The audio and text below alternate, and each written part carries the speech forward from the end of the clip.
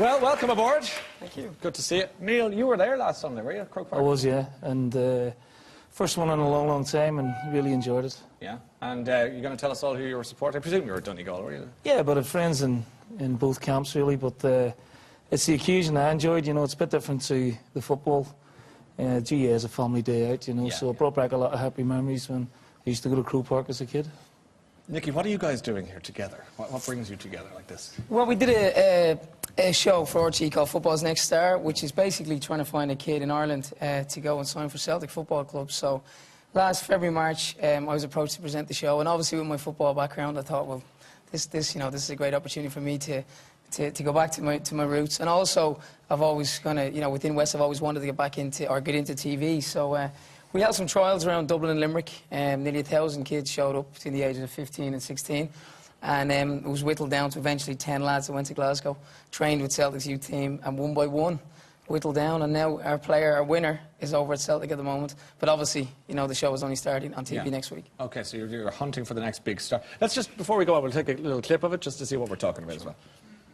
Aidan McGeady, Shay Given and Robbie Keane have all played for European giants Celtic. Robbie Keane is in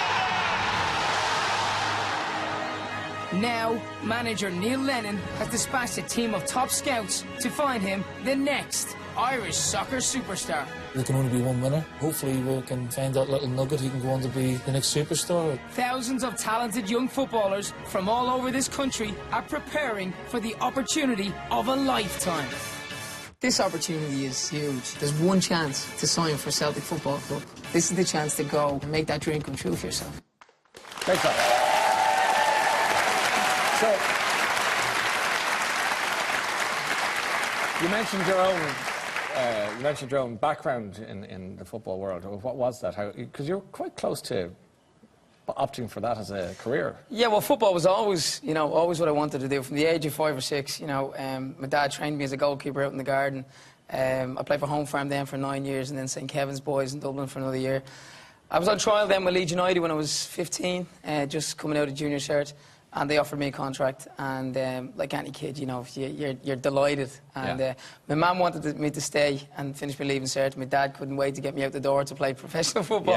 But it was one of those, I went over, signed for Leeds, and at the time I promised my mum, if it didn't work out, I'd go back and repeat my leaving cert. And what were you doing at Leeds, Nicky? What exactly was your sort of... Well, I signed on... I signed pro when I was 17. I went when I was 16 and a bit, and then 2 months later I signed pro. So you're up every morning at, 8, 9 o'clock, and you're down at breakfast, and then you go in and you'll clean your your pros. You're a boot boy at the beginning, so you'll clean the pros' boots. My pro was Gary Kelly, the Irish player, Lee Sharp, and then you're out training, and the buzz of it, to get there is a huge thing, and then that's what really is only the beginning. Then you're training every day, you're working with the likes of Neil, top pros, and you have this dream, and you're so many steps up the ladder. But for me, 2 years in, I was never the tallest goalkeeper in the world.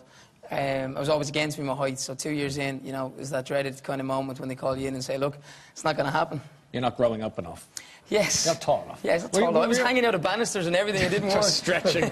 were you earning a few quid then doing that, or what? Yeah, at that age, that was, I suppose, it's a big opportunity to sign for a British club, but, at that point, when you sign pro, I think my first wages was £250 sterling a week, 300 in year 2 or something like that, and I think I had something like 10 grand signing on fee. So, at 17, with no, digs were paid for as well, so it's huge, massive opportunities, big money, and it's a great lifestyle, and you'll see, and I know some of the lads that went on to make it from my era.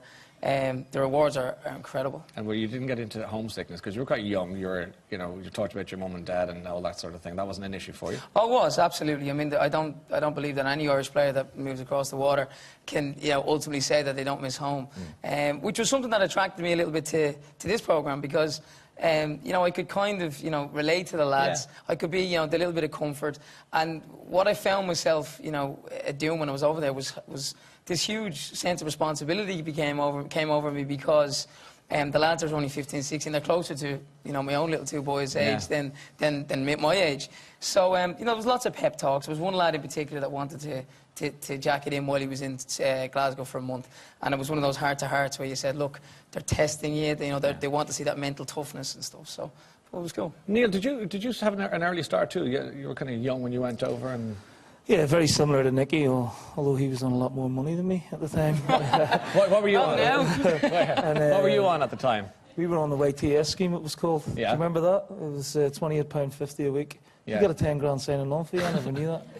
And I started my career at Man City, and Nicky's right, you do suffer the homesickness as Irish kids. You're away from your mum and dad, the lifestyle you used to, but you know, fortunate for me, I stuck at it and things worked out in the end. Okay, and did you guys know each other before? Had you met before this programme, or was it just a... No, well, actually, briefly, Neil won't remember, but he got me tickets to the Scottish League Cup final against Rangers last season, 2 seasons ago, which they lost.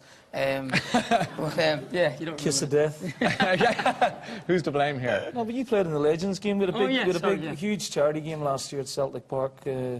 Celtic Manchester United. Yeah. And we had Jared Butler flew in from Hollywood. Okay. Nicky played, Henrik Larsson, Roy Keane.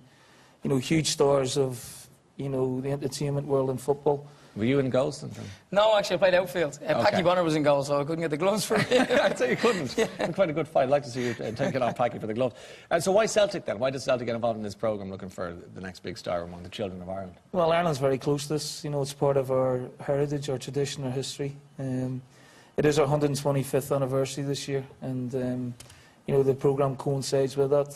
The club was founded on its charitable reach to raise money for the Irish immigrants, and we're trying to raise a scheme. It's 125 for 125, and we're trying to get every Celtic supporter to raise £125, put it in the Celtic charity, and you know, hopefully a portion of that will go to a charity in Ireland as well. There's a great association, isn't there, between some of the great Irish players in marvellous, days gone by marvellous. that have played, you know, with Celtic dance for the years. Yeah, I mean, if you go back to Shay Given started at Celtic. Yeah. You know, we've got Anthony Stokes now, we've Aidan McGeady, Robbie Keane. Yeah. Roy was here for 6 months at Celtic. It is almost everyone's second club in Ireland. Yeah. You know, if you're not a Celtic fan, you might be a Manchester United fan, but you have an affiliation for Celtic because of the history and tradition of the club. Who do you support, by the way? Well, growing up, it was Man United and Celtic, you know, as Yeah. Neil just said. And just to touch on what you were saying about the Irish heritage, some of the stuff you learn when I went over, I was back and forward to Glasgow for quite some time shooting it. And it's got, first of all, Celtic's got that old-fashioned, homely vibe. You walk in, the women on reception come up and give you a hug and a cup of tea. They don't do that to me. Yeah. There's a shock. But I'm not sure you'd get that with some of the bigger English clubs nowadays. I mean, you probably did back in the day. But I was interested to learn that Celtic Football Club was actually set up by a priest from Sligo, right, for the Irish immigrants in Glasgow. So there's, I mean, the tradition is just goes on for generations. You know, it's an incredible club. When Nicky comes to the club, you're telling me in the green room there a little bit before the show that suddenly you go from a bunch of young fellas with jerseys outside the gates to an inordinately large amount of women happen to just pass by to see. But tell us about the reaction of women who are... Keep it clean. Well, there used to be nobody there other than autograph hunters at the bottom of the drive. The training ground's very private, closed off. And one day I turned up and I didn't know Nicky was coming in, and there was a large group of middle-aged women, you know, who... There you are, Nicky. You know, the Blue Rinse Brigade. Your new audience. You're getting a bit older, you see. Yes. Growing up with me. So, as you do, you show your manners and you think they're pulling over going to ask you for an autograph, and they're all like that. Neil, is Nicky Byrne here? Is Nicky Byrne here? I've taken the day off work just to see him.